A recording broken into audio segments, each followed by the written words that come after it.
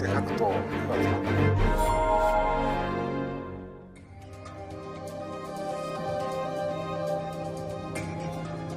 Dans le cœur de l'outback australien, en plein milieu du territoire du Nord, le petit village d'Elliot est devenu l'épicentre d'une lutte écologique, culturelle et spirituelle. Sur les 700 habitants, 80% sont aborigènes. Ils vivent encore sur ou à proximité de leurs terres ancestrales, mais leur mode de vie est menacé par un énorme gisement de gaz de schiste. Beaucoup d'aborigènes s'opposent à l'exploitation. Pour la toute première fois, ils descendent manifester dans les rues d'Elliot, du jamais vu dans ce village. À leur tête, Eleanor Dixon de la tribu locale Mudbarra.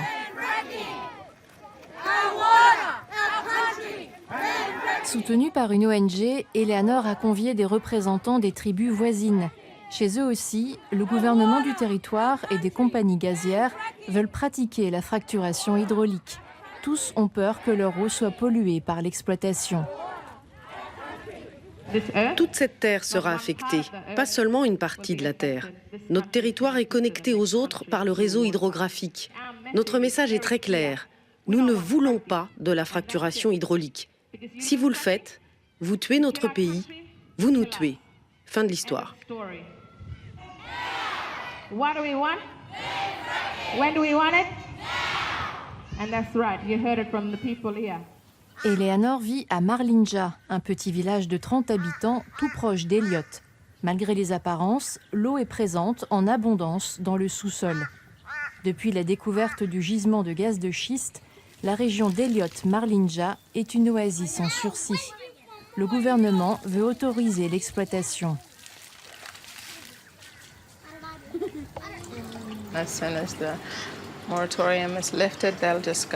Dès que le moratoire sera levé, je pense que l'exploitation affectera tout le réseau hydrographique sous terre.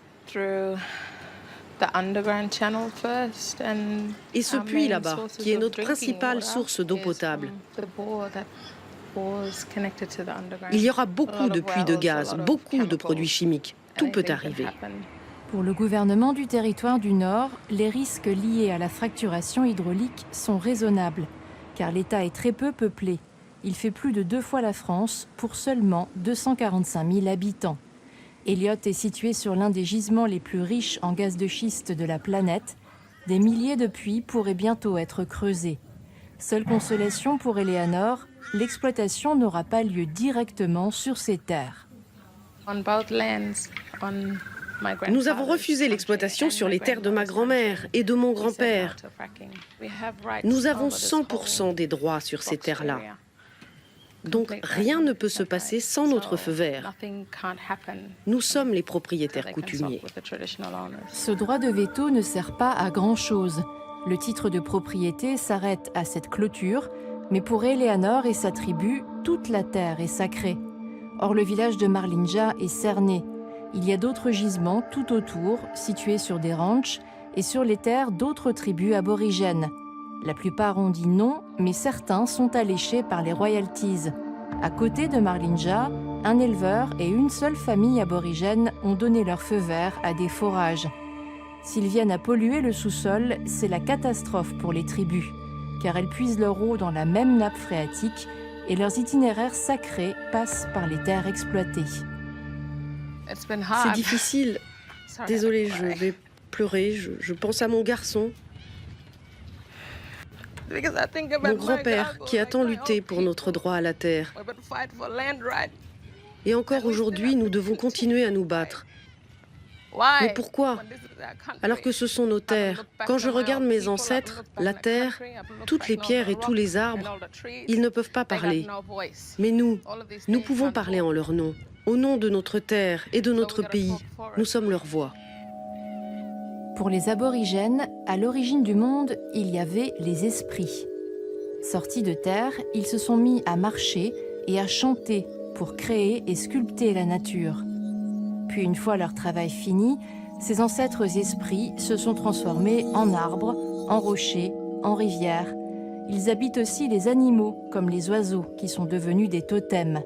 Aujourd'hui, le parcours des esprits créateurs est un itinéraire sacré. Jack Green est un chef initié du peuple Garawa, une tribu liée à celle d'Eleanor. Les Blancs ne comprennent pas réellement comment nous, les aborigènes, sommes liés à cette terre. L'eau, c'est la survie, oui. Les gens nous disent « Oh, vous ne pourrez plus boire l'eau ». Mais ce n'est pas seulement cela. Nos itinéraires chantés passent par ces cours d'eau. C'est là que réside l'esprit. Les politiques et le gouvernement ne nous écoutent pas. Le lac de Marlinja est le centre de la vie spirituelle d'Eleanor et des Mudbara. Mais pour les décideurs, les croyances des aborigènes n'entrent pas en ligne de compte. La levée du moratoire sur la fracturation hydraulique dépend des résultats d'une enquête qui se penche uniquement sur les risques écologiques, sociaux et économiques, mais nulle part il n'est question de spiritualité. Un itinéraire chanté très important passe par ce lac. On appelle ça un itinéraire chanté parce que nous, les gardiens de cette terre, nous avons hérité des chants. Nous connaissons les chants pour l'eau. Si le lac s'assèche, nous pouvons faire revenir l'eau en chantant. C'est comme cela que nous maintenons la terre en vie et qu'elle peut survivre par elle-même.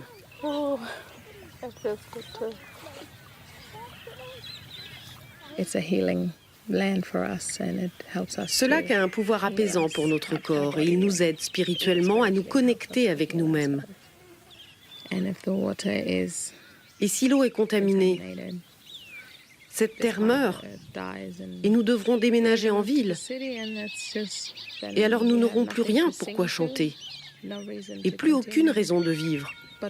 Nous errerons comme des zombies.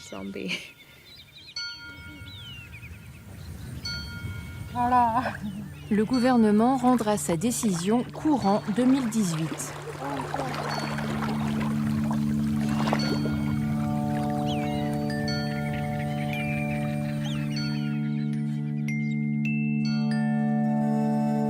Pour beaucoup d'aborigènes, la lutte pour la terre est déjà perdue.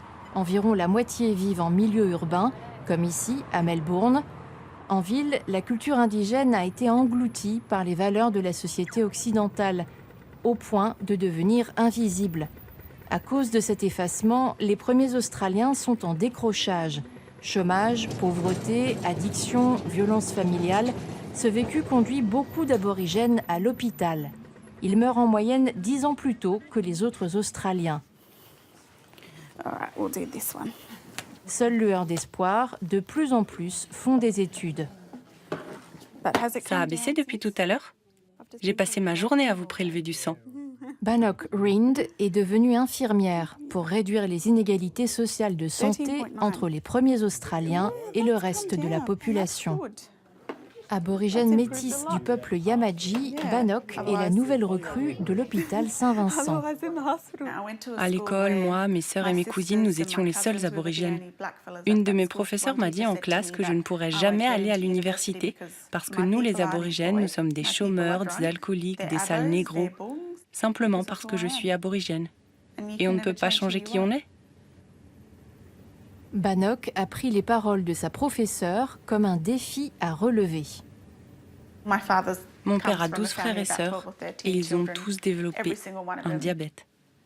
J'ai tellement vu de malades que j'ai voulu changer cela dans ma famille et au-delà, dans notre communauté aussi. Et donc je me suis dit, je vais faire infirmière. Au-delà de la famille de Bannock, c'est tout un peuple qui est malade. En tête des pathologies, le diabète.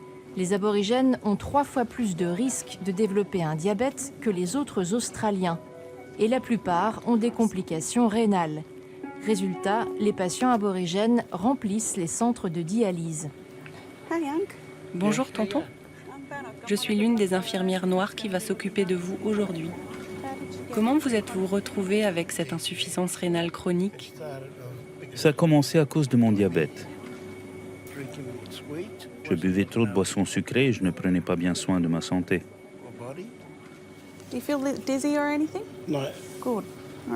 Mais bien d'autres voyants sont au rouge. Maladies cardiovasculaires, rénales, taux de suicide, maladies des yeux, des oreilles. Tous ces maux frappent plus les aborigènes que les autres Australiens. Avant, nous n'avions pas de diabète, pas de maladie rénale, pas de suicide dans notre communauté, pas ces gros problèmes de santé mentale non plus. Toutes ces pathologies sont des conséquences de la colonisation. Et par colonisation, j'entends les enfants volés à leur famille pour être élevés comme des Blancs et qui ont donc perdu leur terre, leur culture, leur famille, leur communauté. Tout cela a un impact important sur la santé mentale, physique et spirituelle de quelqu'un, son insertion sociale.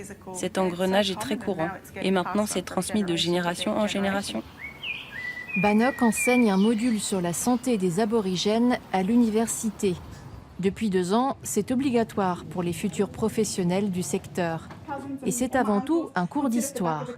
Les étudiants apprennent ce que sont les générations volées, ces enfants aborigènes arrachés à leur famille par les autorités pour être éduqués comme des Blancs jusque dans les années 70.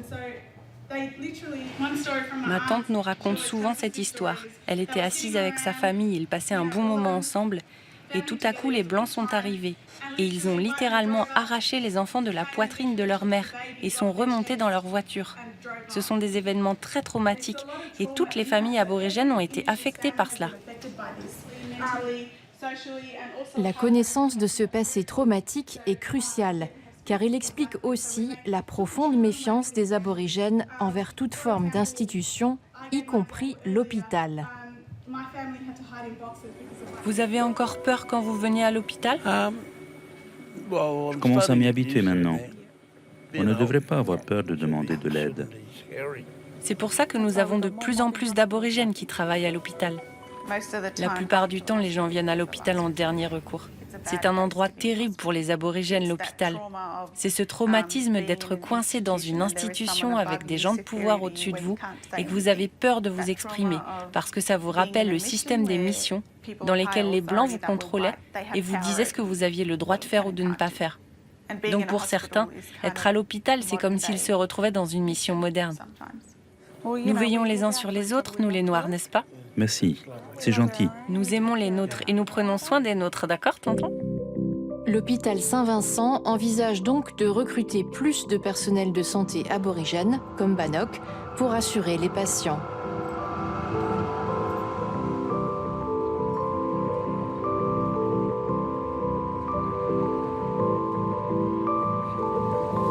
Un spectacle peu courant dans les rues de Melbourne.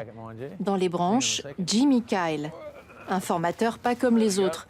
Il enseigne des rudiments de culture aborigène à des professionnels qui côtoient des premiers Australiens. Aujourd'hui, ce sont des travailleurs sociaux. Quand les aborigènes vous accueillent sur la terre, le rituel consiste à éliminer vos odeurs en vous frottant avec ces branches. Comme ça, vous sentez comme quelqu'un d'ici. En Australie, on appelle ça la compétence culturelle aborigène, un enseignement qui n'est pas obligatoire et donc peu dispensé à l'école. Jimmy comble chaque jour un peu plus cette lacune criante. Beaucoup d'aspects de la culture aborigène n'ont pas été enseignés à l'école, à tel point que pour beaucoup d'anglo-australiens, cette culture est étrangère. Quelque chose qui est né ici leur semble étranger. Je pense que les non-indigènes peuvent être adoptés dans la culture aborigène et nous pouvons créer quelque chose de spécial ensemble. Ils ne sont plus écossais, ils ne sont plus anglais. Comme nous, eux aussi ont été déconnectés de leur culture d'origine. Donc nous, les aborigènes, on doit les accueillir avec tendresse. Pour arriver à cette compréhension mutuelle, il faut démonter certains préjugés. Aujourd'hui, comme Jimmy, beaucoup d'aborigènes sont métis, voire blancs, et de plus en plus privilégient leur héritage aborigène. Un choix que certains Australiens ne comprennent pas. Je voudrais qu'on réfléchisse à ce que ça signifie être noir.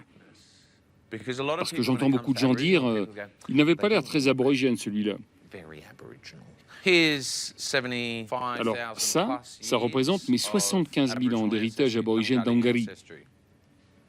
Et ça, mes ancêtres irlandais, arrivés ici il y a 230 ans. Maintenant, y a-t-il moins de café dans le verre ? Les aborigènes disent toujours, quelle que soit la proportion de lait dans le café, c'est toujours du café. Généralement, c'est comme ça que les aborigènes métis voient leur identité. Ils ne deviennent pas mulâtres ou carterons. Nous n'utilisons pas ces termes que nous trouvons très insultants. Car dans le passé, les métis étaient considérés comme des sous-hommes.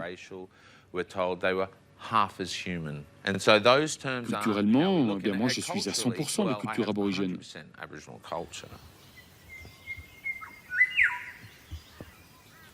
Jimmy Kyle incarne à lui tout seul cette histoire coloniale compliquée. Il est originaire du pays d'Angari, à 500 km au nord de Sydney. C'est ici qu'est née sa vocation de formateur culturel.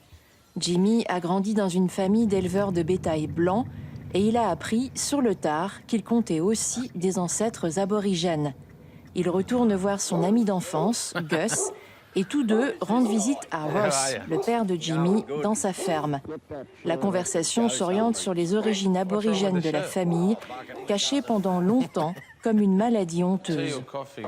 C'est un membre de la communauté aborigène locale qui a révélé ce passé à la famille il y a 25 ans. Une de mes sœurs continue à dire « Je suis née blanche, j'ai été élevée comme une blanche, je ne suis pas aborigène. » Elle ne peut pas l'accepter, vous savez.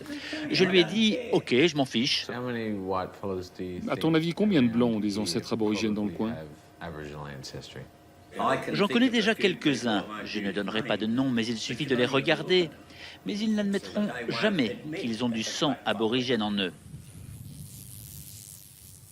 Pour Jimmy non plus, ça n'a pas été évident d'assumer son double héritage. Sa rencontre avec Gus au collège a été déterminante. C'était en 1997 et à l'époque, leur profonde amitié a remis en cause une ségrégation officieuse. Je me souviens de ce sentiment. Quand j'étais petit, je me disais « Il faut que tu choisisses un camp ». J'étais trop blanc pour les aborigènes et trop noir pour les blancs. Quand j'ai rencontré Gus, ça a tout changé. J'ai appris la façon d'être aborigène et je ne l'ai jamais trahi. Nous sommes devenus amis alors que nous n'étions pas censés l'être. Et quand ils sont ensemble, Jimmy et Gus sillonnent la campagne pour visiter les lieux de mémoire aborigènes, comme ce pâturage qui est le site d'un des 20 massacres perpétrés dans la région au XIXe siècle. On compte les victimes par centaines pour chacun de ces massacres. Mais pas une seule stèle n'a été érigée pour leur rendre hommage. Donc les gens ici disent, il n'y a pas eu de massacre. Et regardez qui a récupéré la terre? Les Blancs. Pendant longtemps, j'ai détesté être coincé entre les deux mondes. Mais aujourd'hui, je me vois comme une passerelle entre les deux. Je peux éduquer les deux camps. La vérité, c'est que nous sommes un pays d'Angari. Ça l'a toujours été, et ça le restera. Chacun à leur niveau, Eleanor, Bannock et Jimmy font entendre la voix des aborigènes. Clinton Pryor est celui qui donne une expression collective à leur combat individuel. Il a décidé de faire un coup d'éclat pour forcer le gouvernement à écouter son peuple. Il traverse l'Australie à pied, d'ouest en est, soit une longue marche de 5500 km. Parti de Perth, il met le cap sur Canberra, le siège du pouvoir australien, pour y porter les doléances des aborigènes. Clinton a grandi dans un village très reculé d'Australie occidentale et aujourd'hui, le gouvernement veut fermer ces communautés de l'Outback en démantelant les services publics. Objectif, réaliser des économies budgétaires. Nos anciens ont beaucoup lutté pour obtenir la construction de ces villages dans des zones reculées, pour nous permettre de rentrer sur nos terres et de renouer le lien avec nos ancêtres et notre spiritualité. C'est chez nous, c'est pour ça que je proteste, pour que ces communautés de l'Outback restent ouvertes. La cause et l'audace de Clinton ont touché des milliers de premiers Australiens. Certains viennent faire un bout de chemin avec lui et à chaque étape, la communauté aborigène le fête. Clinton est devenu son porte-étendard. Chargé d'une mission plus grande, obtenir un traité avec l'État australien pour corriger toutes les injustices subies.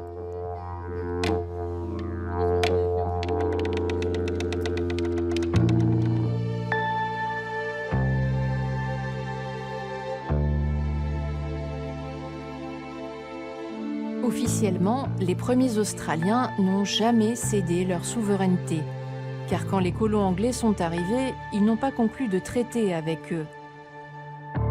Aujourd'hui, une majorité de premiers Australiens veut s'asseoir à la table des négociations, mais pour l'instant, on ne sait pas précisément ce que contiendrait ce traité. Alors Clinton consulte ses compatriotes, comme David Dixon, un chef coutumier Djiringanj. Un jour, en rentrant de l'école, j'ai vu ma propre famille se faire tabasser à l'arrière de notre maison par des policiers en civil. La seule façon pour notre pays d'avancer est de trouver la paix et de pardonner. Ça va être très difficile car il y a tellement de gens en colère dans notre pays.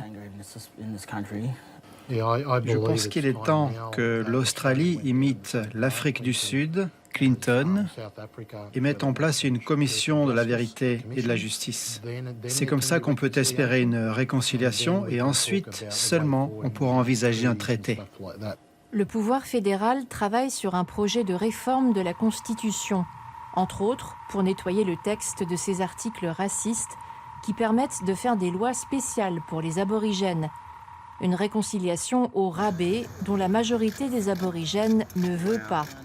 Clinton et ses supporters exigent un traité. Plusieurs centaines d'entre eux sont venus l'accueillir au bout du voyage à Canberra, la capitale australienne.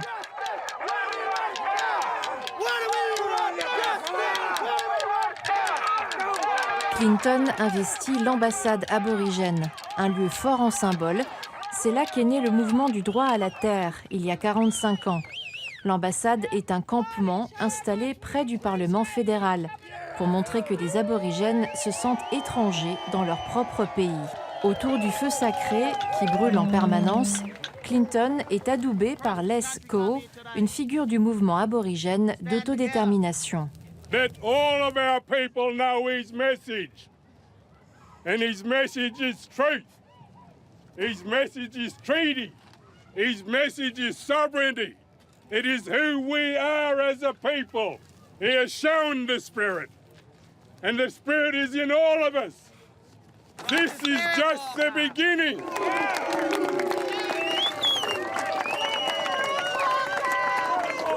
Clinton et les chefs coutumiers ont dressé la liste des doléances en 12 points, dont la garantie des droits des aborigènes sur la terre et sur l'eau et le rétablissement des services publics dans les villages de l'Outback. Ces demandes ne sont pas nouvelles, mais elles ne sont pas toujours défendues par les deux seuls députés aborigènes au Parlement. Les premiers Australiens restent sous-représentés.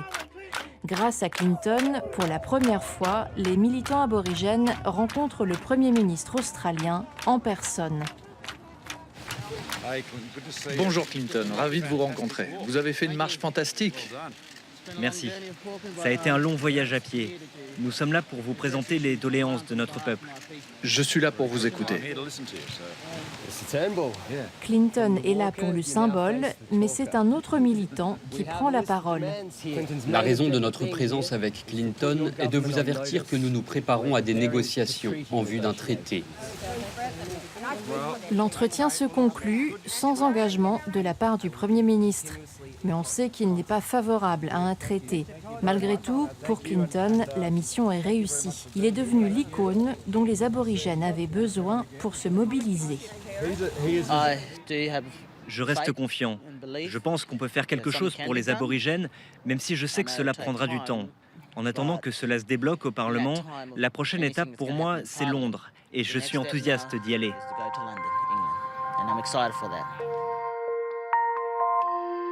Clinton veut rencontrer Elizabeth II pour lui demander d'intercéder en la faveur de son peuple auprès du gouvernement, car la reine est toujours officiellement la chef de l'État australien.